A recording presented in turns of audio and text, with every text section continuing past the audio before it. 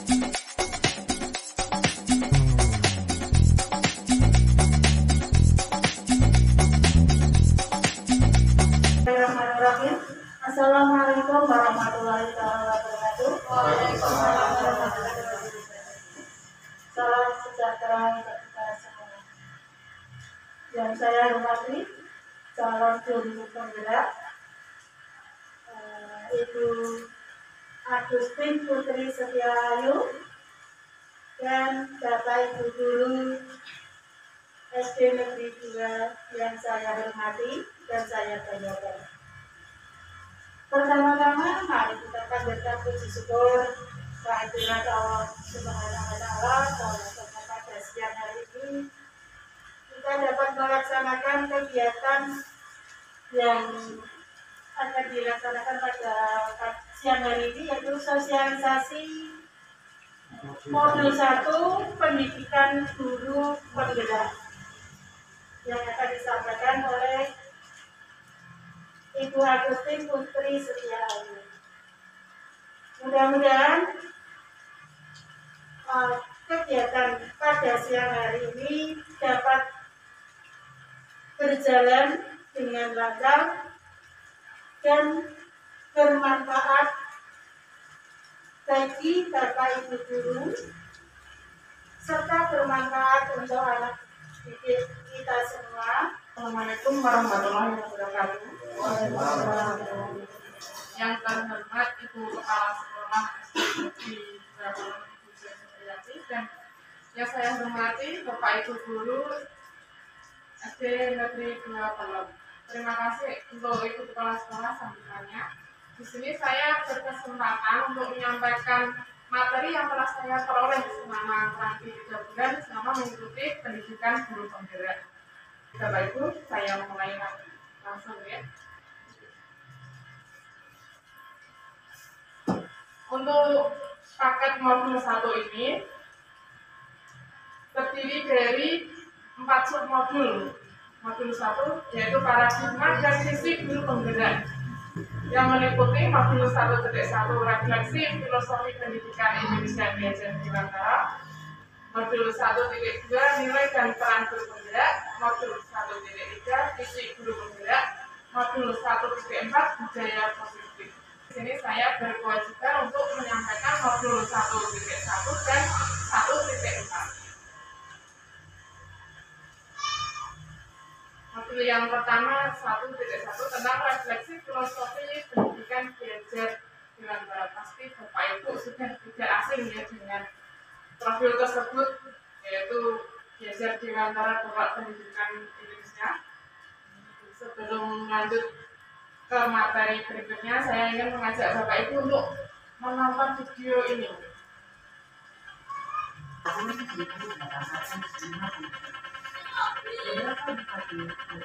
Dan berharus perlu dan hanya mendidik orang termasuk dalam mendukung usaha dagang mereka.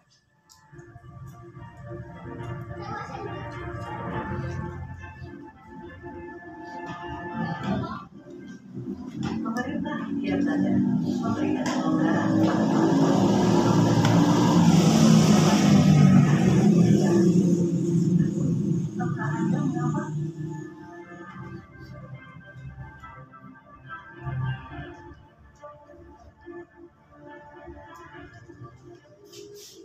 pada tahun 1920, lahirlah cita-cita baru yang memimpikan perubahan radikal dalam pendidikan dan pengajaran.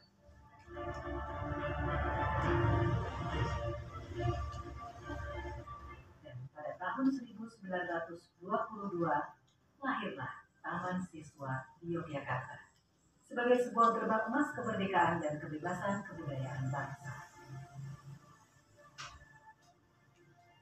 Taman Siswa ada sebagai jiwa rakyat untuk merdeka dan bebas.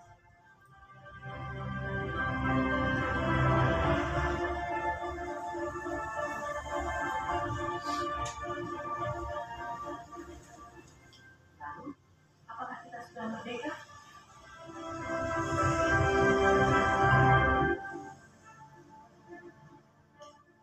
Video ini adalah pengantar menuju video kedua.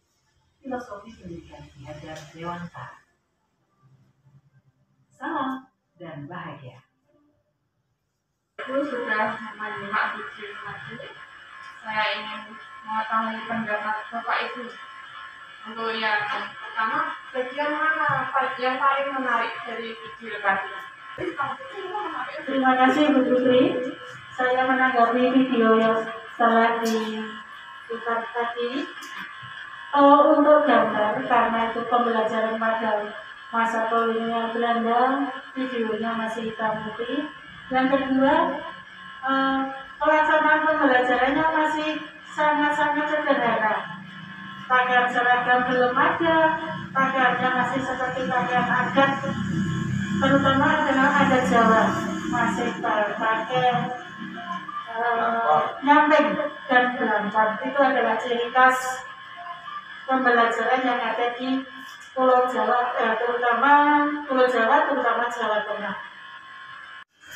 Untuk perbedaannya banyak, dari seragam berbeda, kemudian alat transportasi juga beda, alat tulis dulu masih sederhana, sekarang lebih modern.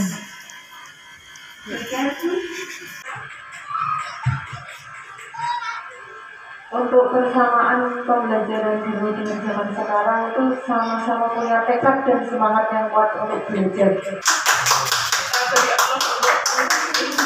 Suka sekali.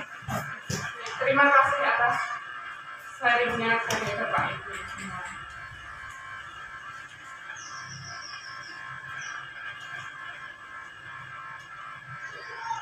Baik, di bidang pendidikan kita tentunya sudah lama sekali mengajar ya, tidak hanya 1 atau 2 tahun mengajar, tapi sudah bertahun-tahun, bahkan ada yang lebih dari 10 tahun ya.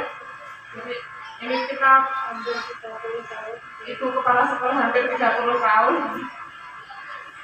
Tentunya kita sudah menggeluti apa itu pendidikan, apa itu murid, apa itu pengajaran. Nah, ini asas pendidikan yang diusung oleh Ki Hajar Dewantara meliputi pengajaran dan pendidikan. Apa itu perbedaannya atau persamaannya dalam tujuan pendidikan Indonesia? Pengajaran adalah proses pendidikan dalam memberi ilmu atau berfaedah untuk kecakapan hidup anak secara lahir dan batin. Sedangkan pendidikan adalah memberi tuntunan. Jadi kita menuntun terhadap segala kekuatan kodrat yang dimiliki anak agar ia mampu mencapai keselamatan dan kebahagiaan yang setinggi-tingginya, baik sebagai manusia maupun sebagai anggota masyarakat. Jadi sebagai guru kita bertugas untuk menuntun anak. Kita tidak bisa membentuk anak, memaksa anak untuk menjadi seperti ini, harus seperti ini, tidak bisa. Kita hanya menuntun, mengarahkan anak untuk mencapai kebahagiaan dan keselamatan yang setinggi-tingginya dan diterima oleh masyarakat. Jadi pengajaran merupakan bagian dari pendidikan. Pendidikan dan pengajaran merupakan usaha persiapan dan persediaan untuk segala kepentingan hidup manusia, baik hidup bermasyarakat maupun hidup berbudaya dalam arti yang seluas-luasnya. Nah, hubungan antara pendidik dan murid itu ibarat seperti seorang petani dan bibit-bibit yang disemai di sawah. Guru atau pendidik itu diibaratkan adalah petaninya atau tukang kebun. Ya, sedangkan murid diibaratkan sebagai bibit tanaman atau benih-benih yang disemai. Jadi seperti apa benih padi itu nantinya adalah bergantung di tangan seorang petani, di tangan seorang pendidik. Muridnya mau berkualitas bibitnya berkualitas, tapi kalau petaninya bertangan dingin, tidak memperlakukan dengan baik, maka bibit tersebut tidak akan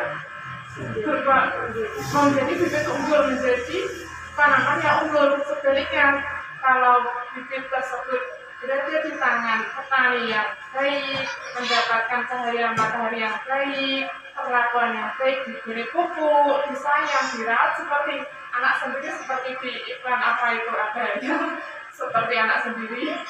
Menjadi tanaman yang berkualitas. Dia akan tumbuh dan berkembang menjadi tanaman yang berkualitas. Atau ya seperti itulah murid nanti.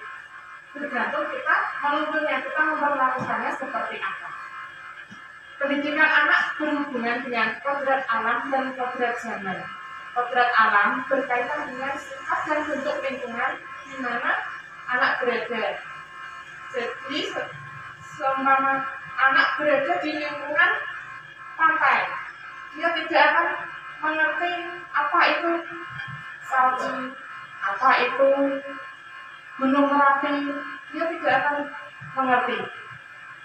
Jadi guru ketika memberikan pembelajaran di kelas, gunakanlah media atau alat peraga yang bisa dikenali murid, bisa dimanfaatkan murid di sekitarnya. Misalnya kalau tadi lingkungannya adalah pantai, kita bisa menggunakan seperti pasir, batu kerang yang itu sudah ada di pantai-pantai, itu bisa dimanfaatkan oleh guru dalam memberikan pembelajaran. Bisa biasa langsung ya Bu? Bisa diajak langsung. Iya, betul sekali. Sedangkan kodrat zaman berkaitan dengan isi dan irama. Sekarang anak-anak kita berada di zaman kita ini saat ini, bukan di zaman dulu ketika kita lahir. Tentunya zaman kita dulu dengan anak-anak sekarang sudah berbeda. Anak sekarang cenderung dengan teknologi yang sudah canggih.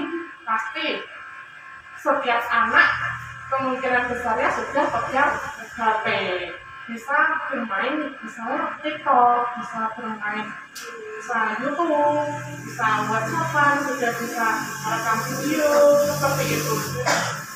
Pembelajaran saat ini adalah menekankan pada kemampuan anak untuk memiliki keterampilan ada 21. Anak tidak mungkin kita ajak kembali ke masa lalu, tetapi untuk digunakan di masa sekarang. Harus menguasai IT. Kita pun juga tidak bisa untuk mengikut, tidak bisa untuk diam saja. Kita juga harus bergerak mengikuti perkembangan zaman. Jadi kalau kita hanya tertinggal, misalnya HP kita tidak beralih ke Android, menggunakan HP yang ceketik lah bahasanya itu, kita akan tergerus oleh roda kemajuan zaman. Itulah dengan anak-anak kita. Pembelajarannya pun kita juga harus memfasilitasi yang mengolah kemampuan anak untuk memiliki keterampilan ada 21 IT itu semuanya. Nah, seperti semboyan dari Yejar Dilantara, pendidikan tadi bertujuan untuk menuntut, semboyannya adalah, mungkin semboyannya bisa membacakan.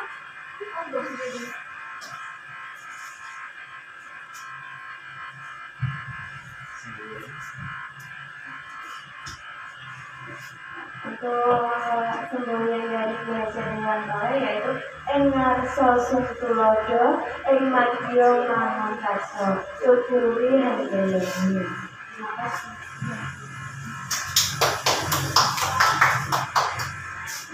Apa itu Engarso Suntulodo Engmatio Mangunkarso Tuturi Handayani? Pasti Bapak Ibu sudah tahu, tapi di sini saya ingin mendengarkan sharing pendapatnya, mendengarkan suara dari Pak Dan maupun Pak Lawan. Untuk arti Engarso Suntulodo di depan memberi contoh, Engmatio Mangunkarso memberi kekuatan di tengah. Tuturi Handayani artinya di belakang memberi dorongan dan semangat. Itu dari saya. Terima kasih. Untuk Pak Hermawan, baik untuk modul 1.1. Berikut adalah foto-foto contoh aksi nyata yang saya lakukan menurut filosofi pendidikan Yejar Dilantara. Gambar yang pertama itu adalah saya mencoba untuk mengajak anak belajar di luar kelas. Jadi anak tidak berada di dalam kelas terus-menerus, anak merasakan dunia luarnya, karena anak kelas 1 itu biasanya adalah suka bergerak, suka bermain dan aktif. Maka saya mengajaknya keluar kelas.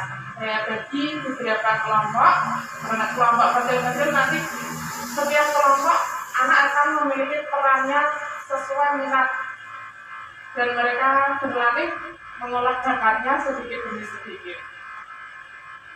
Saya juga membimbing anak dalam bekerja kelompok ya. Di situ anak-anak sedang membuat kreasi dari daun kering ataupun daun yang masih segar bisa dipotong. Anak-anak bebas untuk memilih untuk apa yang kamu suka.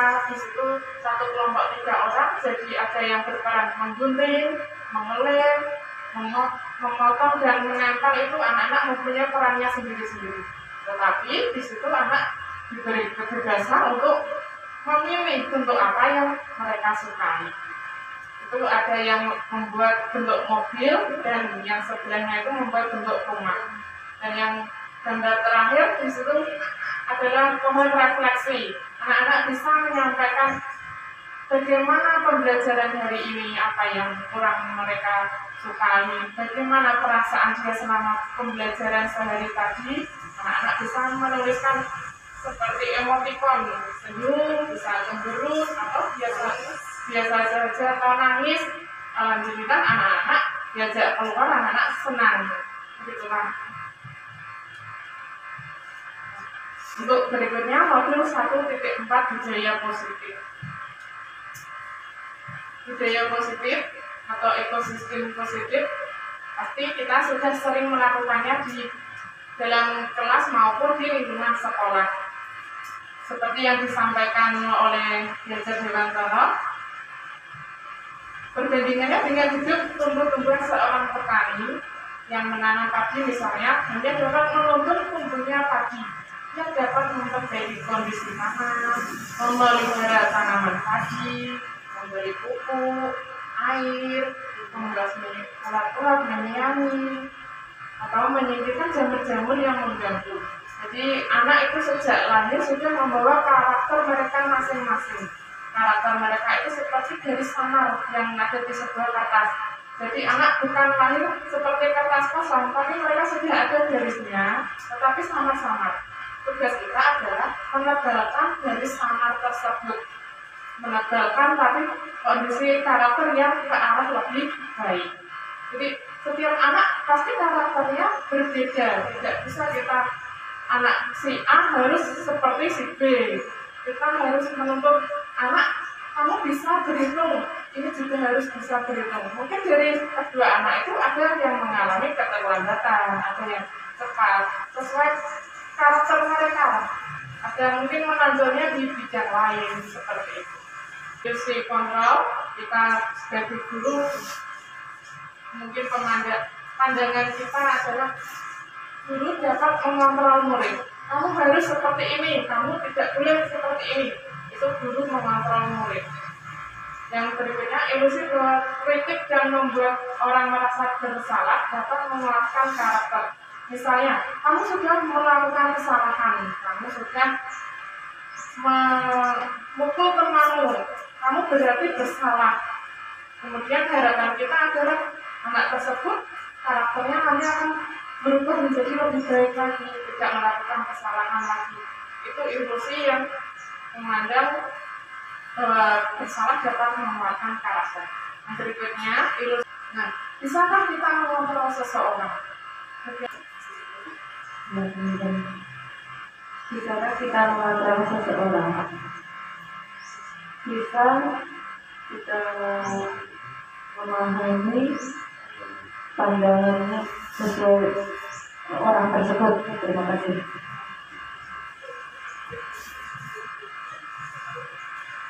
Terima kasih Bu Hermi. Disiplin diri membuat orang menggali potensinya menuju sebuah tujuan apa yang dia hargai. Mungkin ya sebagai contoh, saya di sini disiplin mengerjakan tugas seperti ini. Apa yang saya hargai apa tujuan saya? Tujuannya saya ingin menyampaikan apa yang saya peroleh dari pendidikan guru penggerak. Itu tujuan yang pertama. Yang kedua, tujuannya untuk memenuhi tugas di LMS. Itu juga merupakan sebuah tujuan yang membuat saya disiplin. Ya, sebelum deadline kan kita harus mengerjakan dulu. Seperti mungkin Pak Wawan, dia itu kepala setiap pagi berangkat sebelum jam 7. Itu kenapa kok berangkat sebelum jam 7? Apa yang menjadi tujuan Bapak Ibu? Itu pasti iya, itu pasti ada yang tujuannya ada. Iya. Sesuai waktu. Tujuan kita berlatih disiplin dengan diri kita sendiri. Saya sendiri untuk contoh yaitu berangkat lebih awal sebelum pembelajaran dimulai. Tujuan saya sebagai contoh dari guru-guru untuk melatih tepat waktu dan melaksanakan tugas sesuai tugasnya dan tepat waktu untuk meningkatkan keberhasilan anak dalam pembelajaran. Itu, terima kasih Bu. Dengan begitu kita jadi menghargai waktu, menghargai diri kita sendiri, dan menghargai orang lain. Nah, bagaimana untuk menciptakan kedisiplinan di kelas kita? Dimulai dari kelas kita sebelum beranjak ke lingkungan sekolah. Kita bisa membuat keyakinan kelas. Ya, mengapa kok tidak peraturan kelas atau apa ya, kesepakatan kelas? Kenapa harus keyakinan kelas? Seperti contohnya itu, mengapa kita memiliki peraturan harus menggunakan helm bila mengendarai kendaraan roda 2? Setiap keyakinan ada tujuannya, ada sesuatu yang ingin dicapai untuk mendukung motivasi intrinsik. Berawal dari peraturan kelas yang kita ciptakan bersama anak-anak. Di sini peraturan kelas kita buat bersama anak-anak. Jadi tidak hanya guru yang kamu harus begini anak-anak, tetapi anak-anak diajak untuk membuat peraturan. Jadi kesepakatan bersama yang diyakini, dinamakan keyakinan kelas. Keyakinan kelas akan membangun lingkungan yang positif. Di beberapa kelas nanti akan menjadi sekolah yang tercipta lingkungan yang positif. Kemudian hal tersebut menjadi kebiasaan menciptakan sebuah budaya positif. Kepada anak untuk mencatat 100 kali buku dalam kalimat saya tidak akan nakal, saya tidak akan terlambat. Itu termasuk hukuman atau konsekuensi. Menurut Bapak itu hukuman atau konsekuensi? Konsekuensi. Baik, terima kasih Pak Wan. Mari kita lihat.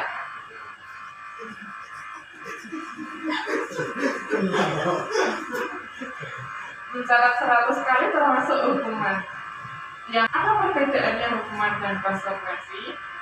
Hukuman itu bersifat menyakitkan, ada tindakan yang kurang disukai, walau tidak ikhlas lah, seperti anak merasakan aku kok harus begini, seperti tersiksa ya betul. Sedangkan konsekuensi itu adalah tanggung jawab. membuat anak merasa tidak nyaman dalam jangka waktu pendek. Betul sekali Pak Awan. Anak jadi belajar untuk mematuhi aturan. Kenapa anak-anak melakukan kesalahan? Kenapa anak-anak melanggar peraturan? Ternyata ada kebutuhan dasar yang harus dipenuhi, yang ingin mereka penuhi. Dari beberapa kesalahan yang dilakukan anak, seperti ada kebutuhan dasar yaitu cinta, kasih atau diterima. Anak ingin merasa diterima, anak ingin merasa disayangi, mungkin oleh bapak ibu guru atau oleh teman-temannya. Yang kedua, penguasaan. Yang pertama ada 5 ya. Yang pertama adalah sebagai penghukum. Yang kedua membuat merasa bersalah. Yang ketiga sebagai teman. Yang keempat pemantar, dan yang paling bagus adalah posisi sebagai manajer. Sementara saat ini saya masih berada di posisi sebagai teman. Bagaimana dengan Bapak Ibu itu nanti bisa melihat sendiri saya berada di posisi yang mana.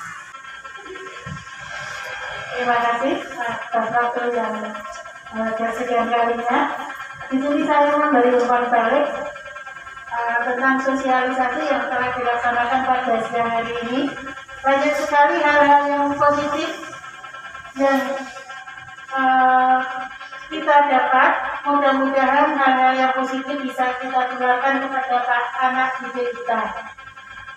Terima kasih atas perhatian dan waktu yang diberikan oleh Bapak Ibu Guru, Bapak Ibu Kepala Sekolah dan Bapak Ibu Guru. Saya akhiri. Wassalamualaikum warahmatullahi wabarakatuh.